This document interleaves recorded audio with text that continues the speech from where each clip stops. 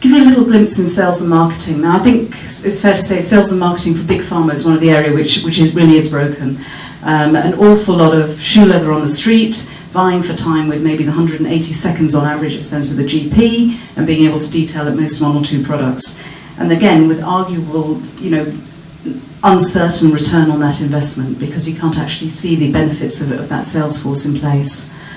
So we really think that pharma companies have to be far more sophisticated in its approach, really understanding the interdependence of the payer and provider and the pharmaceutical value chains. It sounds obvious, but investing in developing medicines the market wants to buy. There have been a lot of late-stage failures which commercially just haven't made sense. I don't think there's anyone from GSK here, but Relenza is a case in point, which was used for flu therapy. And I think the question was, with its indication set, it would cause too much of a burden on the primary care network. Anyone with a flu symptom would go and ask for this medication, and therefore it didn't initially get the approval that it was required. Now, clearly with swine flu, it's got a different purpose, but that's an interesting one.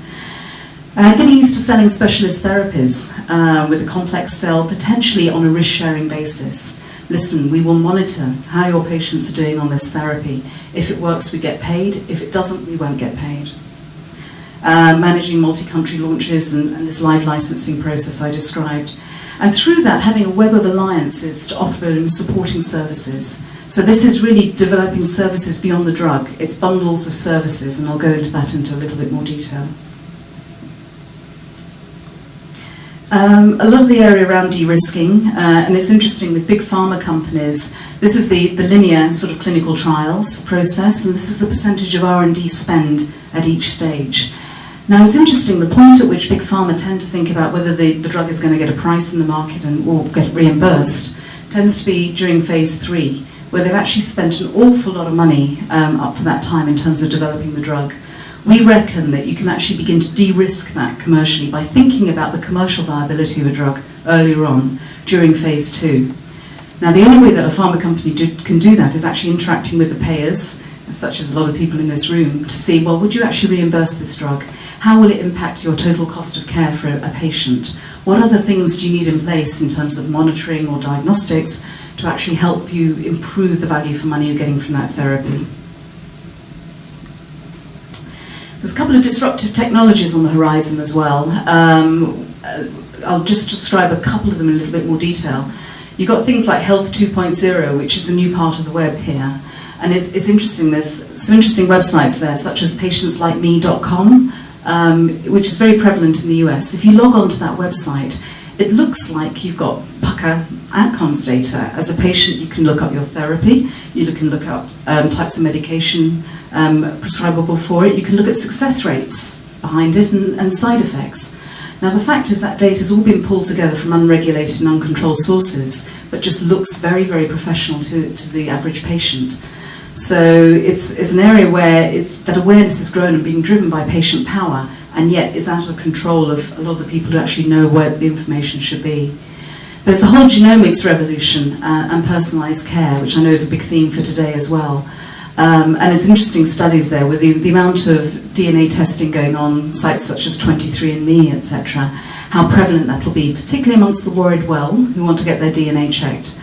Now, I think some of the issues around that is they recently sent off one sample to 3 institutes to have the DNA mapped, and actually came back with different results. Now, clearly that's quite a concern if people then take drastic measures, preventative measures, particularly in breast cancer, to avoid the onset of those diseases. And an area I'd just like to talk about, which actually puts absolute fear when I present this to Big Pharma, is a generic drug sample distributor. This actually sits in doctors' surgeries in the US, and if a US doctor writes a prescription, the patient can go to gets a code, and the patient in the reception area can go to this machine, type in a code, and get a free sample of that generic product who's been prescribed. Now, that gets them on therapy for the initial month.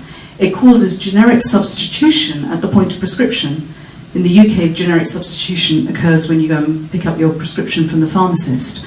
And they're very, very significant. There's around 5,000 physician officers have these in place, and it copes with a lot of the major therapeutic areas. Now, these machines have been put in place by the HMOs, the equivalent of the payer in the US, who actually see the value for money in putting these sorts of machines in place. So finally, I'll just talk a little bit about business models. And I think the challenge with the current model for pharmaceutical life sciences is that the model is predicated on securing and protecting intellectual property in the form of patents for as long as possible. It's about leveraging scale, either to run widespread clinical trials, fund those trials, which, as we know, upwards of 100 million in many cases. And really what we're seeing is single companies really operating a profit-alone model. So very much single point-to-point contacts when they need to. Oops, sorry. In the future then, we reckon patents alone will no longer suffice. And in fact, market exclusivity will be guaranteed by things like knowing your customer relationships, relationships with healthcare providers, etc., and offering a bundle of services. The profit-alone model will have gone the same way as the blockbuster model. And it's a company's ability really to develop and operate within collaborative models that will determine the winners here.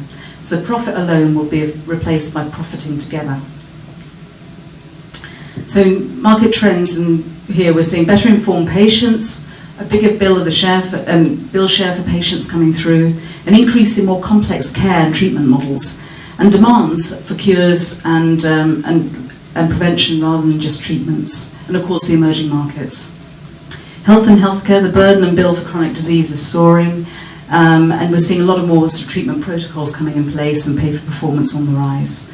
And scientific and technological, I think this is the exciting area, is really looking at more virtualized R&D process, how to manage a shifting research base, a lot of which is migrating to Asia, both in terms of actually having a cost-effective base for research, but also a large pool of patients which are treatment naive and very compliant to therapies and cheap to run trials on. And also remember that that's where the end markets are as well.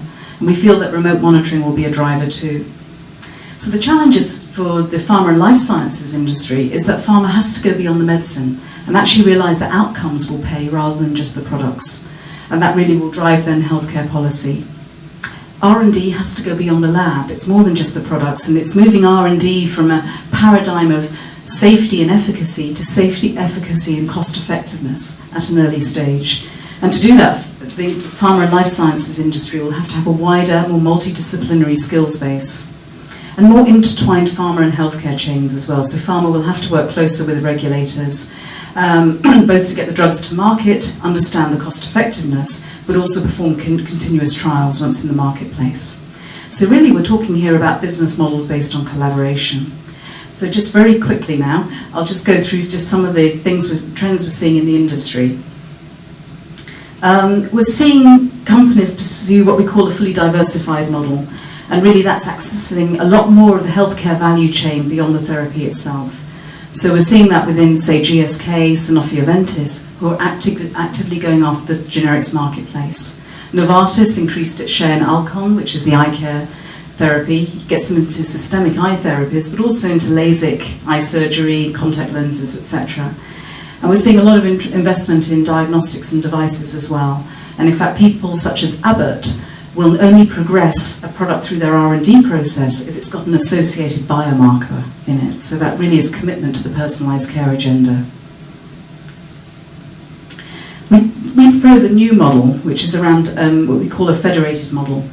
And so this has got the patient at its centre and really recognises that in order to deliver effective patient-centric care, you need a variety of providers around the edge.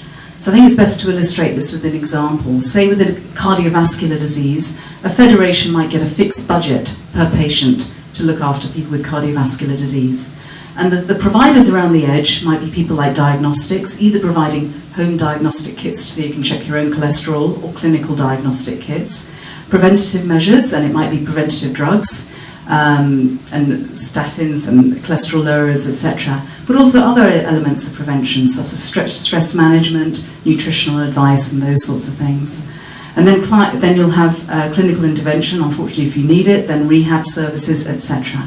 So it's a whole network of organisations working around, really being rewarded on a fixed budget per patient, and measured by improved life expectancy or